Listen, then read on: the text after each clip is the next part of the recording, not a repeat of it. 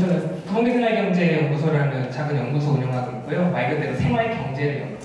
어떤 거시적인 경제 담론 이런 게 아니고요. 우리 주부님들도 일상적으로 이제 생활하다 보면은 어떤 금융상품이 출시됐다더라, 또는 우리 동네 도시재생 사업 한다는데 이게 뭐지? 하고 관심들을 갖다가 한 번, 두 번 생각하다가는 이내 일이 바빠가지고서 그 생각하기를 접어두잖아요. 세 번, 네 번, 다섯 번 생각해서 결론을 만들고요. 그 결론을 여러분들한테 말로 전하거나 아니면 책으로 출간하는 그런 일을 하고 있어요. 쉽게 말해서 어려내기 할 거다, 이런 거예요. 이런 거 제일 싫어요.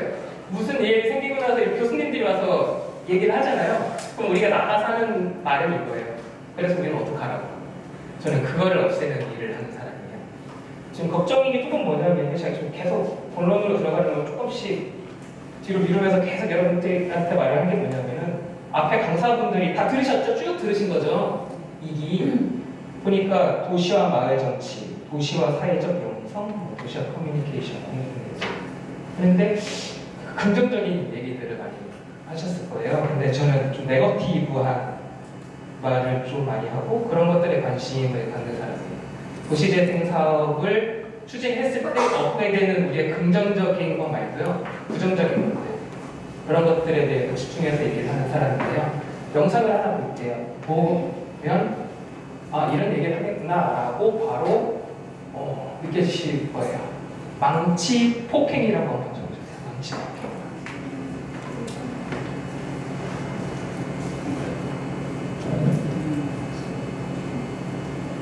검색해주세요. JTBC 들어주세요. JTBC. 임대료 문제로 갈등이 됐던 세입자가 서울 강남 청담동 거리에서 건물주를 망치로 때리는 일이 일어났습니다. 추격전도 벌어졌습니다. 나가라는 건물주와 버티던 세입자는 2년이 넘는 소송과 강제집행으로 감정이 컸습니다. 최재훈입니다. 망치를 놓게 된 남성이 흰옷 입은 남성을 쫓습니다. 머리를 향해 망치를 여러 차례 휘두릅니다. 팔을 들어 막아보지만 소용이 없습니다. 무차별적으로 맞던 남성이 필사적으로 도망치고 주변을 지나던 행인들도 놀라 달아납니다. 때린 사람은 서촌으로 불리는 서울 종로구 최부동에서 족발집을 운영하던 김모 씨였고, 맞은 이는 가게 건물 주인 이모 씨였습니다. 김 씨는 이후로도 200m가량을 쫓아가며 폭행을 이어갔습니다. 사람 죽이기 전에 뒤로 쫓아가지고 또 김 씨는 거리에서 망치로 가격하기 전부터 이 씨가 탄 차량을 몰래 쫓아왔습니다. 가해자 김 씨는 차를 몰고 피해자 이 씨를 향해 돌진했습니다. 피해자가 도망치자 추격전이 시작됩니다. 20분 정도 이어진 추격전은 출동한 경찰이 김 씨를 제압하면서 끝났습니다. 둘의 갈등은 지난 2016년 시작됐다고 합니다. 건물주 이 씨가 300만 원 정도였던 월세를 1,200만 원으로 한꺼번에 올렸다는 겁니다. 김 씨는 월세가 과하다고 항의했고, 이 씨는 건물에서 나가라고 요구했습니다. 이후 소송과 12차례 강제집행 등이 이어졌습니다. 이러는 사이 갈등도 깊어졌습니다. 지난 4일 지게차를 동원한 강제집행 끝에 김 씨가 건물에서 나왔고 망치 사건이 일어나게 된 겁니다. 이 씨는 머리와 어깨 등을 다쳐 병원으로 이송됐지만 생명에 지장은 없었습니다. 경찰은 김 씨를 살인미수 혐의로 입건했습니다. JTBC 홍지용입니다. 이제는 영상 볼 거 없을 것 같아요. 쉴 때까지는 고양이 사진만 해주시면 보셨어요?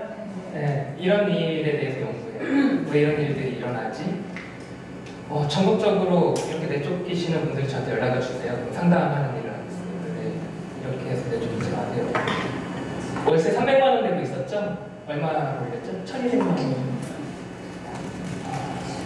우리나라 임대차 제도는요, 정말 후졌어요. 유명한 명제 있죠. 임차 상해를 5년까지밖에 보호해주지 않는다. 이걸 젠트리피케이션 사례인 거예요. 이게 정확하게 말해서. 건물주가 이렇게 말한 거예요. 장사 5년 넘게 했네요. 둘 중에 하나 골라보세요. 첫째, 월세 300만 원 내던 거 1,200만 원으로 내세요. 못 내겠으면 둘째, 나가세요. 그래서 이런 사달이 난 거고요. 여러분들이 아는 젠트리피케이션의 사건이 일어났다. 한번 이거 물어볼까요? 젠트리피케이션이 뭔지 알아? 오늘 설명 들어볼게요. 아니 거치게 말해서. 우리가 그 인터넷이나 뉴스 통해서 알게 된 지금처럼 이게 이제 임대료가 올라가면서 임차인이 쫓겨나가고 더 외곽으로 멀리 나가게 되는 오, 네 맞습니다. 박수 한번 주세요. 오, 제가 이제 설명을 할게요. 이거 하나만 오늘은 좀 알아가시면 될 것 같아요.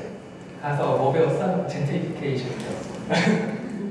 이름이 멋있죠, 젠트리피케이션. 사실 젠트리피케이션 담론입니다. 젠트리피케이션에 대해서 이렇게 대중들이 알게 된 게 2015년부터예요. 2015년부터 최신 담론이고요. 저는 이게 여러 사람들이 이게 오르내리게 된 계기 중에 하나가 이게 왜 태어나서 멋있어서 말하다 보니까 퍼진 것도 있다고 생각을 해요.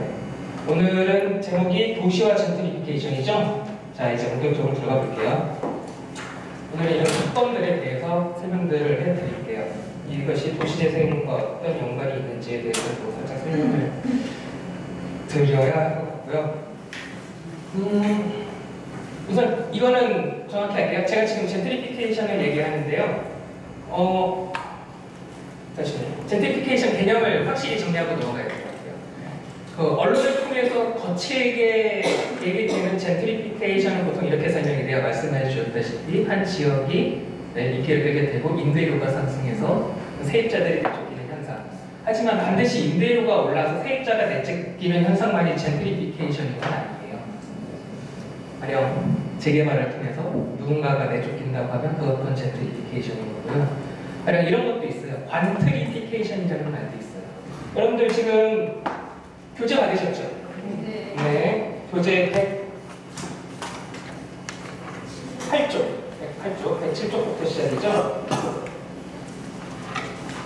107쪽 살짝 읽어드릴게요.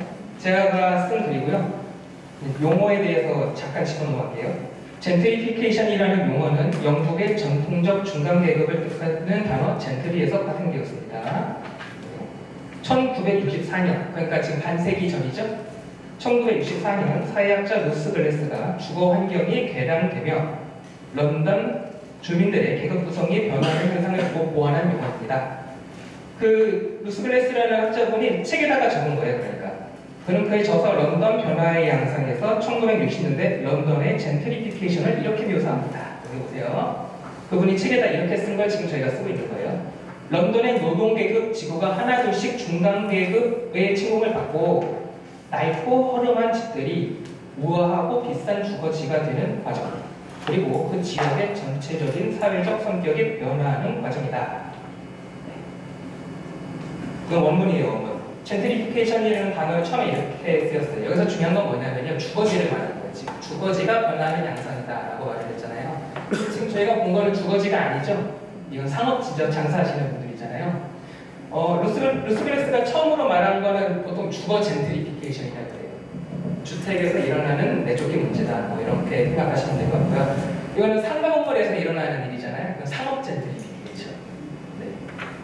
여러 가지가 있어요. 언어가 하나 만들어지면 그게 계속해서 변화하잖아요. 반세기 동안 계속 변화했는데 또 쓰는 용어 중에는요, 관트리피케이션이 있어요. 관트리피케이션. 정부가 개입을 해서, 그러니까 정부가 어느 특정 지역을 예컨대 관광지로 개발을 해서 거기에서 주민들이 시끄러워서 못 살고 쫓겨나잖아요. 그럼 그건 관트리피케이션이에요. 그러니까 젠트리피케이션이라는 단어를 뒤에다 두고 앞에다가 우리가 사유를 넣으면 그게 언어로서 통용되고 있는 거예요. 저는 서울 젠트리피케이션이라는 말 썼어요.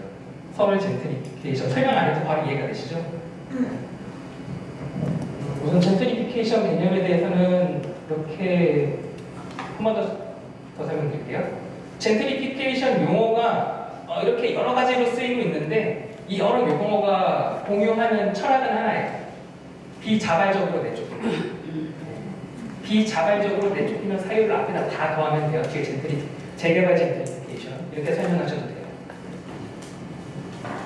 앞에다가 여행을 뜻하는 투어를 더해서요. 투어리스티피케이션이라고 부르는 거예요. 자, 이제 한 발짝 들어가 볼게요. 용어 정리는 대충 됐고요. 젠트리피케이션은 왜 일어날까요? 네? 젠트리피케이션 돈이 몰리는 뭐 예습하고 오셨죠? 간단해. 젠트리피케이션은 돈 때문에 일어나는 거예요. 돈 때문에. 보세요. 교수님들이 자꾸 어렵게 설명을 하는데 저도 지금 용어 정리를 하다 보니까 자꾸 이렇게 됐죠. 이거는 그냥 형식상 한 거예요. 이제 진짜 설명하는 거예요. 진짜로 우리 대화하는 거예요. 젠트리피케이션은 그냥 돈 때문에 생겨나요. 건물이 있어요. 건물이 있는데 우리 이런 생각 해보죠. 3층짜리 건물이 있는데 1층은 커피숍을 하고 2층은 뭐 당구장을 해볼까? 3층은 내가 살자 이런 생각들 하잖아요. 건물주분도 이런 생각을 해요. 근데 누군가가 그 건물을 사서 이 생각을 현실에 옮기면 젠트리피케이션이 되는 거예요. 가령 지금 1층에 내가 1층에 커피숍을 해야 되는데 1층에 누가 정육점을 하고 있네? 이 사람을 내쫓자.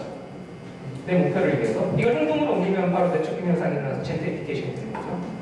아니면 이런 생각을 해도 젠트리피케이션이 생각을 행동에 옮겨도 젠트리피케이션이 일어나는 거죠. 지금 이 건물의 세입자가 나한테 월세 300만 원씩 냈는데 1200만 원씩 받자. 손톱 걸자. 이걸 행동에 옮기면 젠트리피케이션이 일어나는 거예요.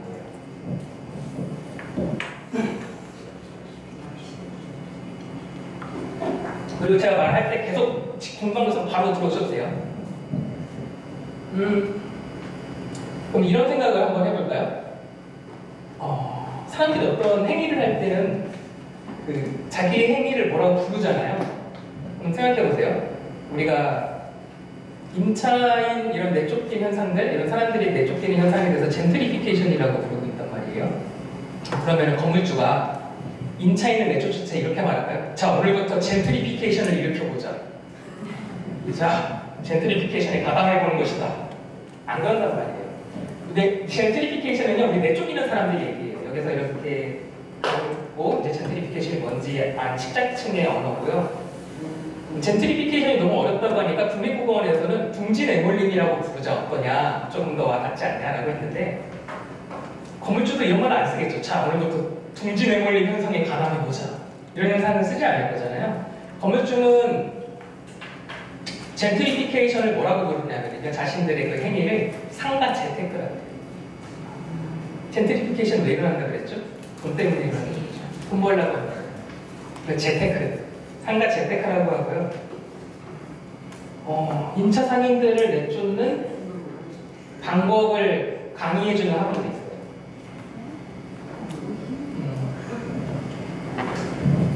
잠깐만요. 이것도 좀 말씀드리고 가야 될 것 같아요. 제가 아까 젠트리피케이션의 종류가 많다고 했잖아요. 제가 이제 짧은 강의라서 젠트리피케이션의 종류를 다 나눠서 설명드리지 못해요. 가령 엄밀하게 이건 주거 젠트리피케이션이고 이건 상업 젠트리피케이션이에요 등등을 설명드리지 못하고요. 제가 지금 젠트리피케이션이라고 말하는 것에 많은 거는 상업 젠트리피케이션을 말하는 거예요. 임차 상인들이 내쫓기는 문제에 대해서. 그다가 주거 젠트리피케이션 문제 관련해서는 조금씩 제가 따로 이건 주거 젠트리피케이션이에요 라고 말을 하고 말을 더할게요. 그럼 다시 돌아와서요. 자, 건물주들이 돈 때문에 임차 상인들을 내쫓고 우리들이 언론에서 흔히 말하는 젠트리피케이션은 상업 젠트리피케이션이다. 우리나라에서 젠트리피케이션 현상으로 부르는 거는 결국 이것을 건물주들은 상가 재테크라고 부른다 라고 같이 정리를 했어요. 이제 건물주의 언어로서 이 젠트리피케이션을 설명드릴게요. 여러분들이 인터넷을 통해서 접하게 되는 젠트리피케이션 자료들은요, 다 우리 임차 상인들 입장에서 쓰여진 거고요. 그리고 전문가들의 언어로 쓰여진 거예요. 그렇게 해서는 이 젠트리피케이션 현상에 쉽게 다가가기가 어려워요. 그냥 단순하게 접근하면 돼요. 건물주 입장에서 돈 때문에 내쫓는 거고 어떤 기술들이 개발되니까 그 기술들을 설명드릴 거예요. 이제.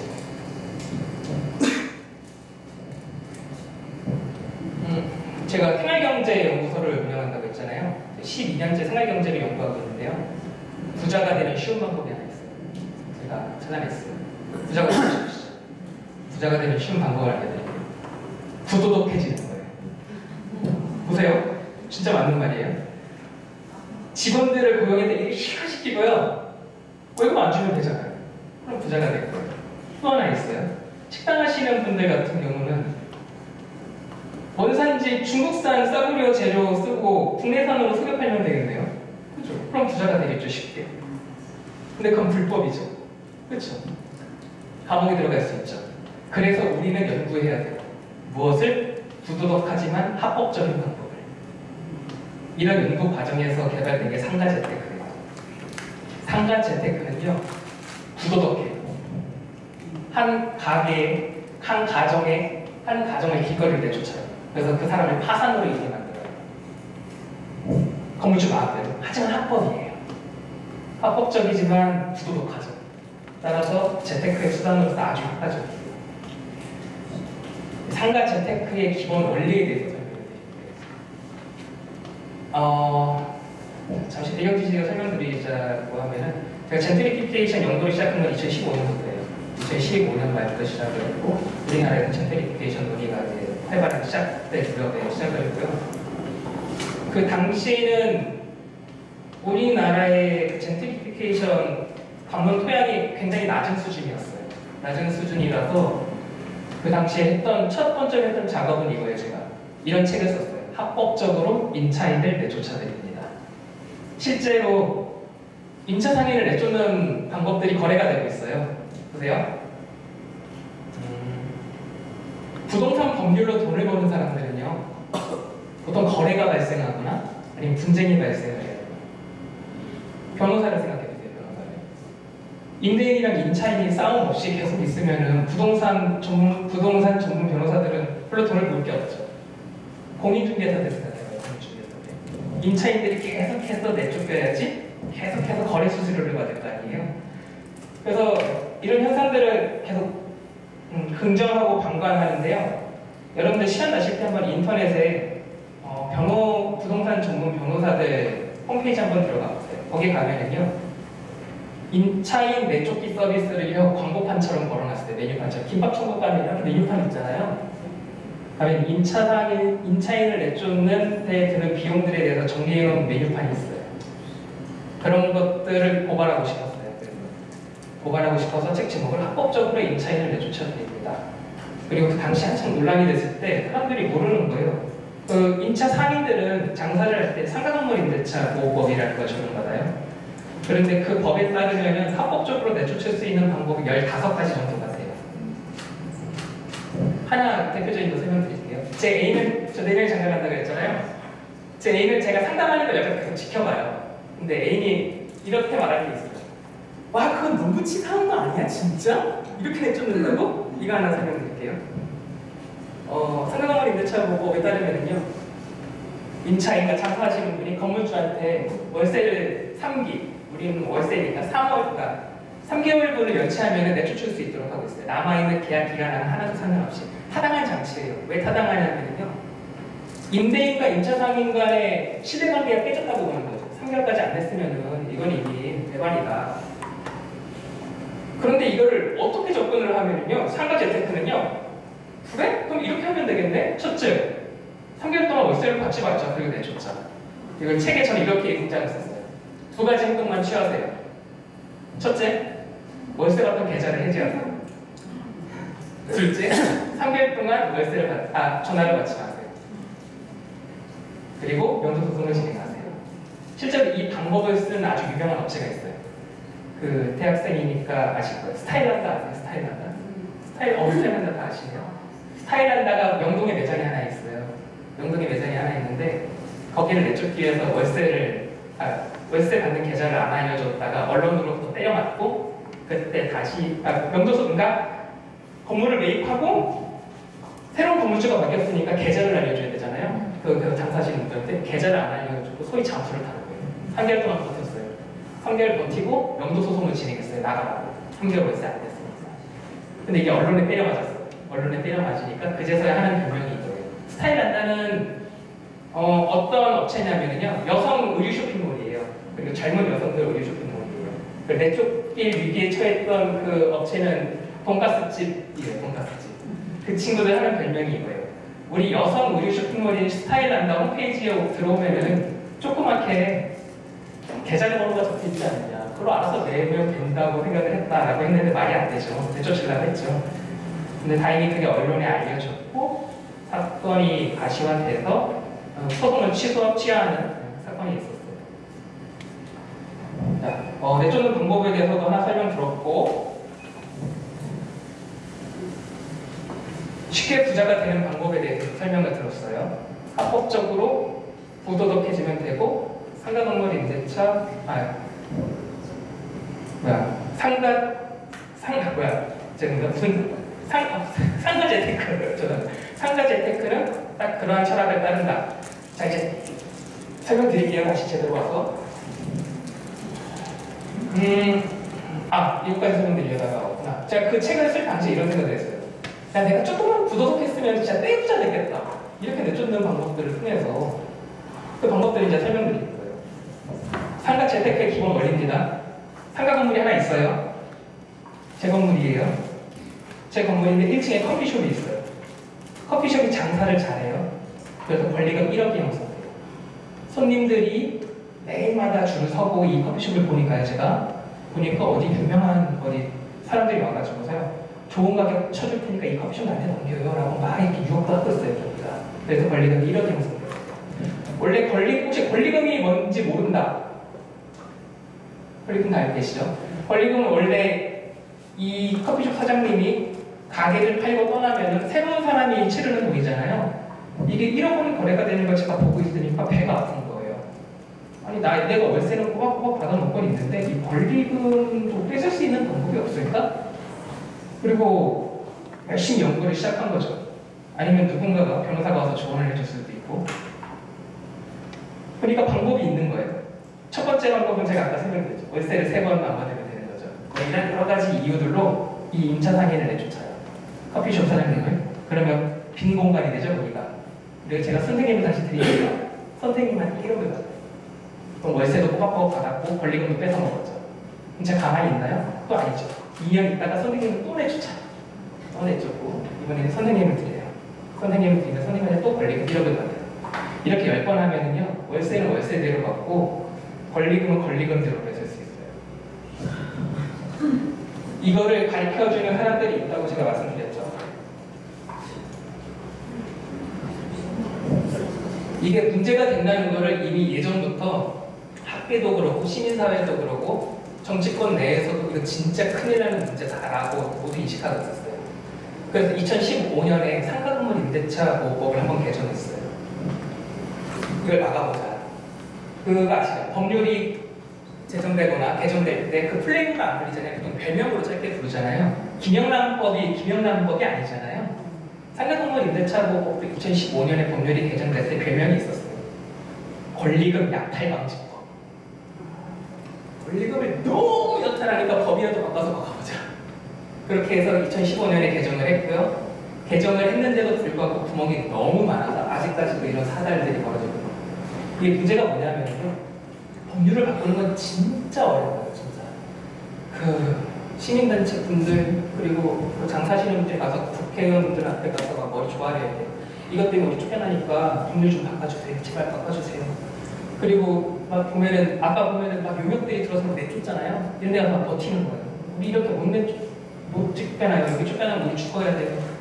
이렇게 해서 법률을 바꾸는 건 글자를 바꾸는 거란 말이에요. 글자를. 법률이 글자를 이렇게 써있잖아요. 글자를 바꾸는데 그렇게 힘들게 몇 년 동안 소위 생고생을 해서 바꿨는데 전문가들은요 그거 한번 출력해가지고서요 5분 만에 빈틈 찾아낼 수 있어요. 그러니까 이게 이런 것 같아요. 내쫓지 못하게 법률이 개정이 되면은 함부로 이렇게 약탈하지 못하게 개정이 되면은 그걸 갖고 누군가 또 새로운 기술을 개발하고 이런 과정들이 계속 반복되는데 문제는 약탈하지 못하게 다 법률을 바꾸는 게 훨씬 더 길고 힘들어요. 내쫓는 방법을 개발하는 건 너무 쉽고요. 지금 현재 이런 상태로 되어 있어요. 자, 배경지식을 설명해 드리면서 제가 계속 가고 있는 거예요, 지금 다시 돌아올게요. 상가 재테크의 기본 원리에 대해서 지금 들으셨잖아요. 상가 재테크의 기본 원리는 임차 상인들끼리 거래되는 권리금을 합법적으로 쓰는 거다. 그래서 내 걸로 만드는 거다. 이것들이 예전부터 유행했고 이것들을 막기 위해서 법률도 개정되지만 그럼에도 불구하고 그것들을 부수는 방법들이 계속 개발되었다. 여기까지 설명드렸어요. 이제 더 디테일하게 들어갈게요. 왜냐하면 저는 임대인 입장에서 상가 재테크를 설명드리는 거니까요. 권리금을 빼앗는, 그러니까 권리금 약탈의 일반 원리. 이론적으로 제가 규명한 거예요. 첫 번째, 말 그대로의 권리금 약탈. 말 그대로 하는 거예요. 아까 제가 설명드린 게 첫 번째 방법이에요. 임차 상인을 내쫓아야 제 건물에서 빈 자리가 되죠? 선생님한테 직접 권리금 청구하는 거예요. 들어오시면 권리금 주세요. 이런 내용이세요. 그렇게 받는 거예요. 원래 A가 받았어야 되는 거죠. 원래 쫓겨난 사람이. 이게 첫 번째 방법이에요. 근데 이건 너무 티나잖아요. 그렇죠? 동네에서 소문도 들 거고. 그래서 주로 쓰이는 게 두 번째, 직접 장사의 권리금 빼앗기. 곱창집을 하고 있어요. 1층에서 만약에 곱창집을 내쫓아요. 그리고 제가 직접 곱창집을 해요. 그리고 나가면서 다음 사람한테 권리금을 받는 거예요. 이거 제가 짧게 설명드립니다. 아 맞아. 이렇게 생각을 하시는데 실제로 현장에서 보잖아요. 내쫓고 직접 장사를 한 1, 2년 하기 때문에 사람들 기억에서 여기가 내쫓긴 자리였다는 게 잊혀져요. 다음 사람한테 받을 때 주위 사람들한테 욕을 그렇게 먹지 않죠. 이것을 행한 대표적인 사람이 가수 리쌍이에요. 가수 리쌍. 리쌍이 1층에서 곱창집 사장님을 지하로 내쫓고 자기 누나, 길의 누나죠. 길의 누나가 운영하는 호차를 열었어요. 호차를 열고 다음 사람을 드렸고요. 마지막 방법. 두 번째 방법은 티는 잘 안 나지만 그래도 쓰기가 조금 어려워요. 왜 쓰기가 어렵냐면 직접 장사 못 하시는 분들도 있잖아요. 곱창집 내쫓고 곱창집 못할 수도 있고 난 음식장한테 뭐 소질 없었는데. 세 번째가 가장 보편적으로 쓰이는 방식이에요. 이거는 건물주들이 자기들 재테크를, 상가 재테크를 포장하는 행위로도 주었어요. 월세 올려 권리금 빼앗기. 다 똑같아요. 내쫓는 건 똑같아요. 우선 합법적으로 내쫓아요. 빈 공간이 됐죠. 네, 보세요. 학생이 이제 창업을 한다고 해볼게요. 우리 학생이. 그러면 권리금이 진입장벽으로 존재하죠. 권리금 없는 장소 들어가고 싶죠. 그죠?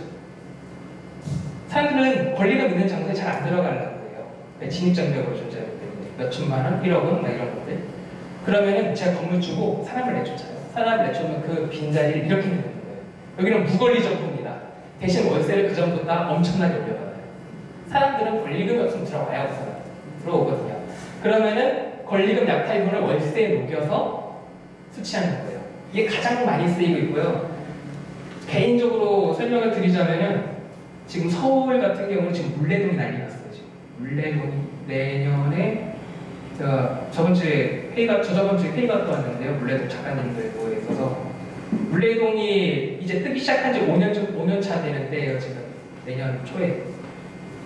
근데 문제는 작가님들이 그 허름한 공간을 가만두지 않죠. 인테리어 같은 거 멋지게 다 해요. 자기 작업실에서 쓰는데 5년 지나니까 이제 내쫓으려고 계약 해지 통보가 이제 서서히 다들 들어오고 계셔요.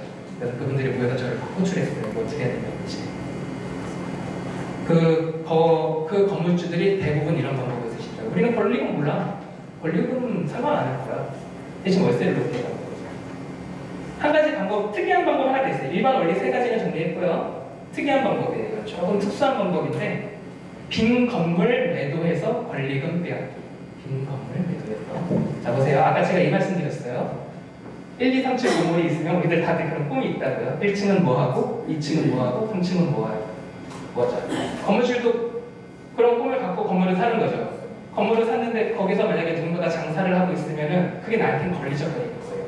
그래서 제가 만약에 선생님 건물을 샀어요. 이게 선생님 건물이에요. 건물이 마음에 들어서 우리가 부동산 사무소에 만나가지고 계약서를 쓰겠죠. 쓰는데 저는 1, 2, 3층은 커피숍을 하고 싶어요. 근데 여기 세입자가 있네요. 제가 이거 계약할 건데 대신 조건이 있어요. 이 세입자를 쫓아주세요. 이거는 계약서를 보통 한 장짜리를 쓰거든요. 부동산 계약서를. 그 밑에 특약사항을 적는 부분이 있어요. 그 특약사항란에 들어가요.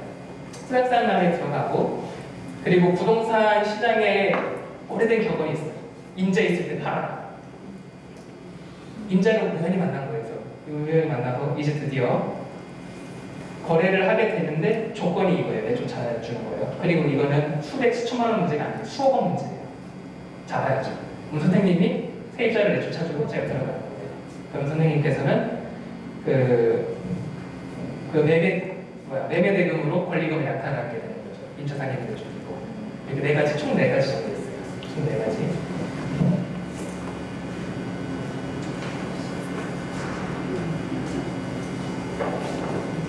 이 사건 또한 권리금 약탈이 되는 거예요. 여러분들이 겪게 되는 여러분들이 언론 보도 등을 통해서 접하게 되는 젠트리피케이션 문제는 이제 이렇게 생각하시면 돼요. 산업 젠트리피케이션 문제. 권리금 약탈했구나. 권리금 약탈했구나. 제가 이렇게 말씀드리면 여러분 가슴 속에 이런 좀 뭔가 이상한 부분들이 지금 들으셔요. 권리금 왜 갑자기 뚱딴지같이 권리금 얘기지? 우리가 권리금 얘기를 하다 보면 마음속에서 있는 어떤 거부감 같은 것들이 있어요. 우리들 스스로 권리금에 대해서 좀 부정적 생각들을 갖고 있었어요. 제가 이제 그것들을 불식시키는 작업을 하고 쉴게요, 잠깐 한데. 첫 번째, 뭐예요? 혹시 이렇게 생각하시는 권리금 그거 불법이잖아. 왜 거래하고 그래? 권리금은 불법이다 라고 생각하시는 분 있을 수 있어요. 이건 오해예요. 제가 이것부터 설명드려야겠다. 우리나라에 권리금이 언제부터 있었는지에 대한 정확한 자료는 없어요.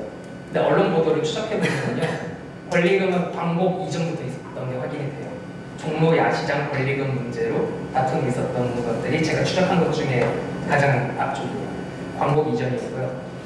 권리금에 대한 오해 몇 가지를 정리해드릴게요. 첫째, 권리금은 불법이다.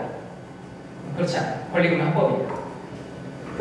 2015년에 상가건물 임대차 보호법이 개정되면서 권리금 별명이 개정한 별명이 권리금 약탈 방지법이라고 했잖아요. 그때 권리금에 대한 개념이 아예 명문화가 됐어요. 권리금이란 이런 것이다. 권리금 거래란 이런 것이다. 라고 2015년에 상가건물 임대차 보호법이 개정되면서 법제화가 완벽하게 되었다. 따라서 권리금은 불법이다. 누군가가 젠트리피케이션 이 문제 결국은 건물주가 권리금을 약탈하는 문제야 라고 오늘 배운 걸 말했을 때 누군가가 권리금법 불법이잖아 라고 술자리에서 말을 하면 이렇게 말해주세요. 2015년에 법제화가 되었다. 따라서 너의 말은 틀리다. 권리금은 합법이다. 둘째, 그러면 술자리에서 친구가 또 이렇게 말했었어요. 권리금 그 우리나라에만 있는 거잖아. 왜 그래? 되게 설득력 있는 논리예요. 혹시 이렇게 생각하시는 권리금 우리나라에만 있다고 알고 있었던 분 혹시 계세요? 손 한번. 이게 왜 설득력을 가지냐면요, 전세제도 때문이에요. 전세제도 우리나라에만 있는 게 맞아요. 그런데 권리금은 그렇지 않아요. 근데 우리가 이거 조금만 생각해보잖아요. 이거 쌀로 밥 짓는 얘기, 당연한 얘기라는 거예요. 보세요. 권리금 개념에 대해서 한 번 더 설명드려볼게요. 건물이 있어요. 이번에 제 건물이 아니에요. 제가 1층에서 커피숍을 하고 있어요. 제가 장사 잘해요. 잘해서 사람들도 많고 선생님들이 오셔서 가게 넘기세요 등등 말을 해요.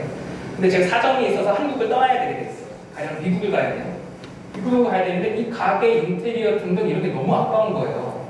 너무 아까워서 어떡하지 하고 있는 차에 우리 선생님이 오셔서 저한테 이런 말씀을 하는 거예요. 구성생 미국 가려면 이거 두고 가는데 아까우니까 내가 인수할게. 그렇게 하고 선생님이 저한테 돈을 건네고 제가 미국에 가는 게 권리금이잖아요. 권리금 거래고.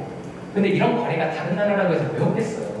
그렇죠? 내가 장사를 하다가 내 걸 남한테 넘겨주고 떠나는데 미국에서는요, 권리금을 키머니라고 해요. 키머니. 직관적이죠. 열쇠값. 키머니다. 중국에서는요, 전량비라고 해요. 전량비. 양도양수할 때 발생하는 비입니다. 따라서 어디 모임에 나가셔서 또 권리금 약탈에 대해서 얘기하는데 누군가가 갑자기 옆에서 권리금 그 우리나라에 있는 거잖아 라고 한번 말씀해 주세요. 조금만 생각해봐라. 당연히 세계적인 현상이다. 미국은 키머니라고 하고 중국은 전량비라고 한다. 이렇게 설명해 주시면 돼요. 셋째, 권리금에 대한 안 좋은 인식을 크게 차지하는 것 중에 하나는 이런 거예요. 권리금 그거 부르는 게 값이잖아.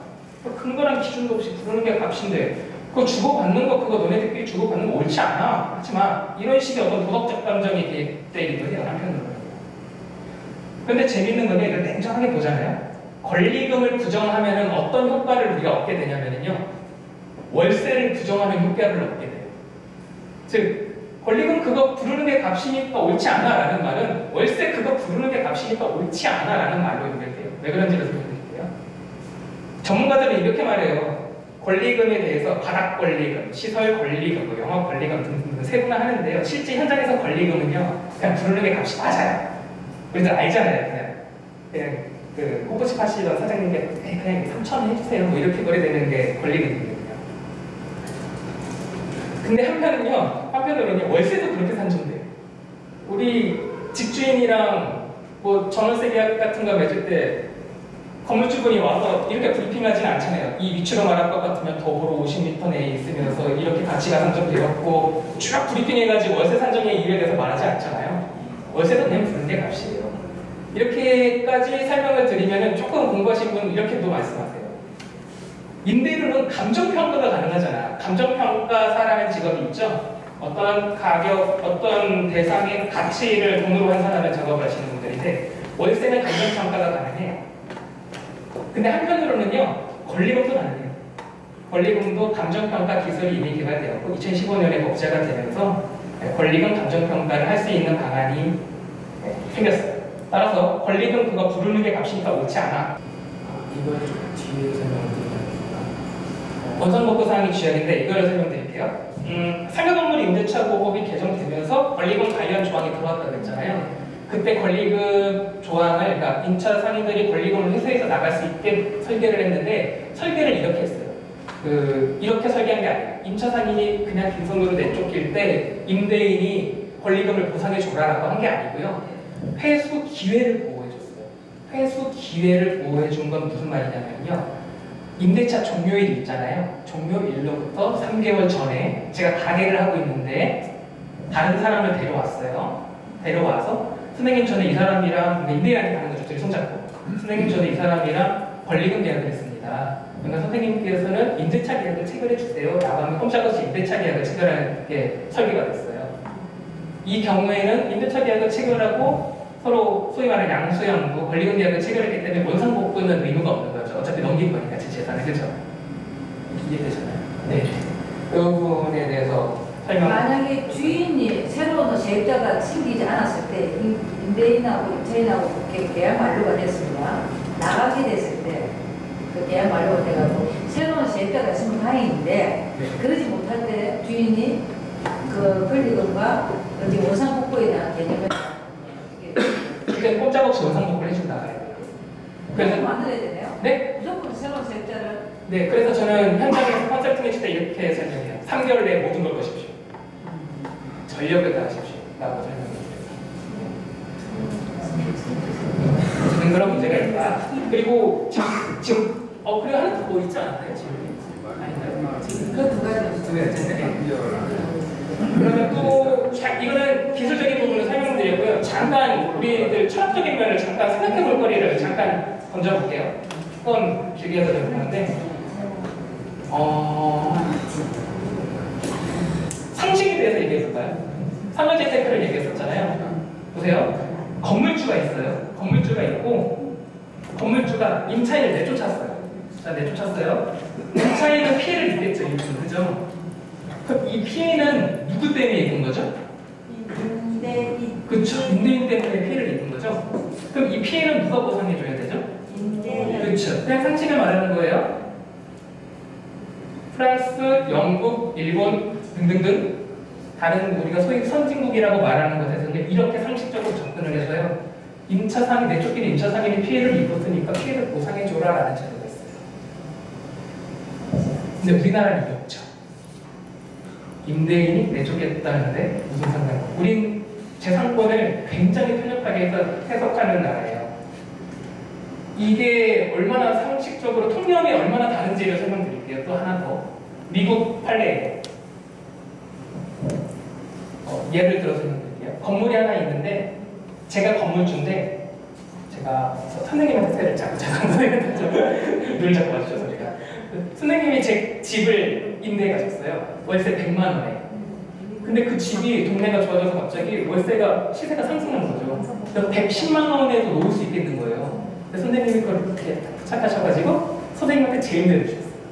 그럼 선생님께서는 결과적으로 월 10만 원씩 이익을 얻고 있는 거잖아요. 제가 이걸 옆에서 보고 있는데 너무 배 같은 거예요. 네, 내 집을 가지고 10만 원씩 이익을 얻고 있으니까 나한테는 허락도 안 받고. 전전세네요. 그렇습니다. 맞습니다. 동의서가 있어요. 네. 이제 설명드릴게요. 전대차라고 보통 하죠. 동의서가 있어야 지옥라고 하는 건 우리나라 통념인 거예요. 이걸 가지고 제가 화가 나면 그 생각을 하는 거죠. 뭐야, 내 동의도 없이. 그래서 그냥 고소를 해버렸죠. 고소했는데 제가 졌어요. 실제 판례는 졌어요. 왜 졌느냐면요. 논리가 가관이에요. 다른 반론을 할 수가 없어요. 그냥 상식이에요. 판사가 이렇게 말하는 거죠. 당신 반대로 생각해봐라. 당신이 100만 원을 줬는데 시세가 떨어져서 90만 원이 됐다고 보자. 그럼 이 사람이 90만 원에서 10만 원씩 손해를 보면 네가 채워줄 거냐? 라고 묻은 거예요, 저한테. 그래서 내가 할 말이 없는 거예요. 그래서 패소한 사건이에요. 우리가 되게 상식에서 멀어진 사고들을 하고 있죠 지금.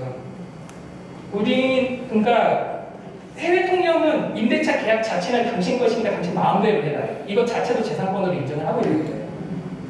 근데 우리나라는 우리나라 법으로 오면은 동의서를 받지 않으면, 그러니까 동의를 구하지 않고 전대차 행위를 하면 그거는 남아있는 계약 기간과 상관없이 임대차 계약 해지 사유가 돼요. 네. 그러니까 우리나라 건물주는 법률로 엄청나게 유리하게 지금 보호를 받고 있어요. 다시 하나만 돌아오게요. 이거 얘기하다가 선생님이 너무 좋은 질문을 해주셔서 이렇게까지 깊게 들어왔어요. 감사합니다. 아니요, 너무 좋았어요. 너무 유익한 정보까지였어요. 네. 마지막. 자, 이렇게 말하다 끝났죠. 여기까지 권리금에 대한 얘기를 하면은 사람들 눈이 반짝반짝 빛난다고. 그럼 누군가가 손을 번쩍 들어요. 번쩍 들고. 제가 선생님이 말씀하시는 문제를 해결할 수 있는 해법을 찾았습니다. 선생님, 막 한의에 찾아가시면 제가 보통 마이크를 드려요. 그럼 보통 이런 말씀을 하세요. 지금 권리금이 문제인 거잖아요. 그러면은 권리금을 없앱시다. 권리금을 없앱시다. 일종의 수학적 사고죠. 문제가 될 사유 자체를 제거해서 문제를 만들지 않는다. 근데 이건 가능하지 않아요. 여러 가지 이유가 있는데 첫 번째 문제는 권리금을 법률로 금지하게 되잖아요. 그러면은 첫 번째 문제 이런 문제가 발생해요. 내 것을 타인에게 넘겨주면서도 그 대가를 받을 수가 없는 일이 발생해버려요. 그렇죠. 내 커피숍을 다른 분한테 넘겨주면서 내 그 집기에 대한 대가를 못 받아요. 우선 이거는 지금 그런 사유로 첫 번째 불가능하다. 두 번째 사유. 너무나 폭력적. 제가 권리금이 우리나라에 언제부터 있었다고 그랬죠? 우리가 오해는 많이 하고 있지만 사실 권리금 광복 이전부터 있었어요. 이전부터 누군가들은 계속 거래를 하고 있어요. 서울 시내 같은 경우는 제가 구로동에 사무실이 있거든요. 구로 디지털 단지라고 혹시 아셔요? 네. 그 앞에 보면은 이렇게 그 직장인들 이렇게 끝나고 그 소프 한잔 할 수 있는 그런 거리들이 조성돼 있어요. 거기 상호를 말할 수는 없지만 어떤 좀 젊은이들이 많이 가는 가게 같은 경우는 권리금 7억이에요. 권리금 7억. 물론 거래는 안 되겠어요. 그렇게 호가로 내놨다는 건데 그거보다 좀 더 저렴할 거예요. 실제로 거래가 된다면. 그래서 아까 제가 말씀드렸던 게 부동산 격언 중에 하나는 임자 있을 때 판단하는 거예요. 그러면은 이렇게 권리금 거래를 수년 전부터 다 해왔을 텐데 사람들이 그럼 이 사람들 다 나가 죽으라는 거냐? 이거예요. 이 문제가 있잖아요. 권리금을 없앤다라는 문제예요. 따라서 이것도 현실적으로 불가능해요. 너무 폭력적이다. 그리고 이게 정말 과학적인 사고일까? 라고 한번 고민을 해봤는데 알고 봤더니 오류예요. 왜 오류냐면요. 보세요. 이건 어떤 식이랑 다르냐면요. 여성분들 요즘 화장실 몰카 범죄 때문에 걱정이죠. 화장실 이 말은요. 이 논법은요. 화장실 몰카 범죄가 문제면은 화장실을 없애자는 말이랑 똑같아요. 화장실을 없앨 게 아니고 화장실 몰카 범죄라는 행위를 없애야 하는 거잖아요.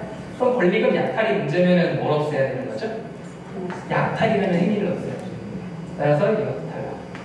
여기까지 이렇게 설명을 드리면은요. 여러분들이 갖고 있는 마무리할게요. 지금 사회에서 언론 등에서 젠트리피케이션 문제라고 다루는 이 상업 젠트리피케이션이 결국은 권리금 약탈이 이렇게 표현되는구나 라고 이해를 하셨고, 그리고 이 누군가들에게 이렇게 설명을 드렸을 때 권리금 그거 이런저런 거 아니냐라고 했을 때 부딪힐 반론들에 대해서 제 반론을 제가 해드렸어요. 이렇게 해서 여러분들 마음속에 있는 권리금에 대한 안 좋은 생각들 좀 물어주셨으면 좋겠고요. 네. 제가 또 궁금한 게 갑자기 하나 생각나요. 네, 이것만 하고 이제 끝낼까요? 네. 네. 왜냐면 권리금이라는 게 너무 제가 알기로는 5년까지 만기하고 난 다음에는 권리금도 이 사람은 계약 그 만기가 되면 나가야 될 의무상이잖아요. 법적으로도 그렇게 되는 거고. 근데 그 사이에 어떤 다른 세입자가 오지 않는 이상은 이 권리금에 대한 7억이든 10억이든 개념이 없는 거 아니겠습니까? 네? 거래가 되지 않으면요? 예. 새로운 세입자가 들어오지 않는 이상 네. 아무리 자기 욕심을 위해서 권리금을 내놨더라도 계약 만료가 됐을 때는 권리금에 대한 개요도 없지 않습니까? 사라지지 않나요, 그거? 계약이 만료가 되면은 사라지죠. 그래서 중요한 건 아까 3개월이라는 그 팩트를 주신 거는 3개월 안에 목숨을 들어가는 게 권리금을 그 3개월 안에 마지막까지 찾지 못하면 그냥 빈손으로 나갈 거 아닙니까? 아니에요. 우선 빈손 나가는 거 맞아요. 네. 그렇게 되면은 이제 세입자로서는 임기 만료에 대한 개념을 갖고 진행을 해야 되는 개념이고 상식적으로 가야 되는 부분이고 계약 만료가 되는 시점으로 인해서 지금 권리금에 대한 개요도 만료가 되는 거 아닙니까? 이것도 사실은 좀 철학적인 문제예요. 계약 만료라는 개념은 사실은 임대차에서 크게 뭐라고 설명을 드려야 되지?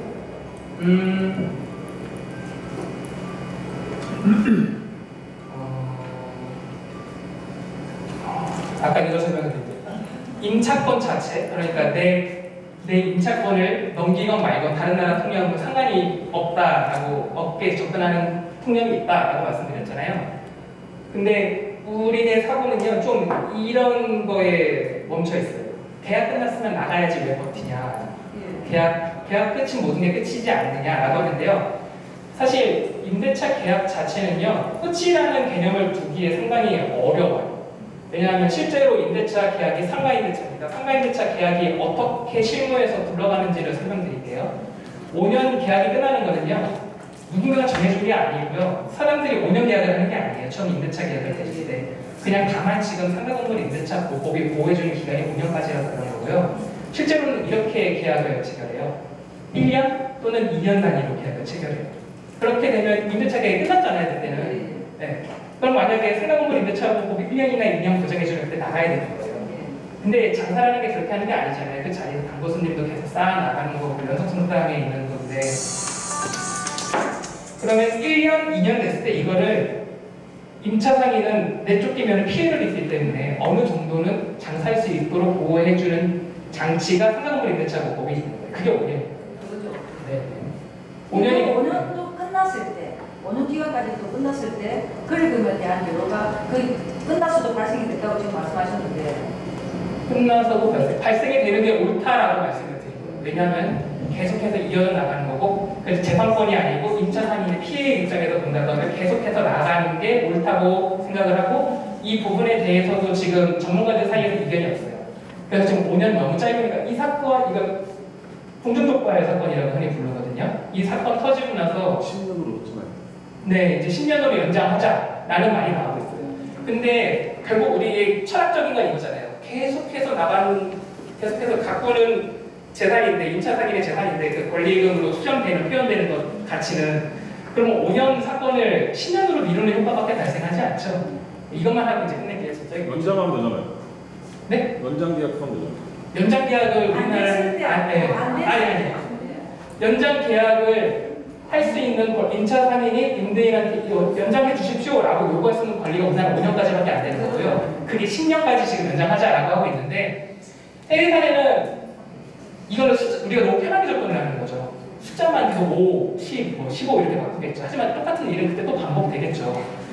그래서 해외는 어떻게 접근을 하고 있냐면요. 무기한 임대차를 기본 조건으로 하고요.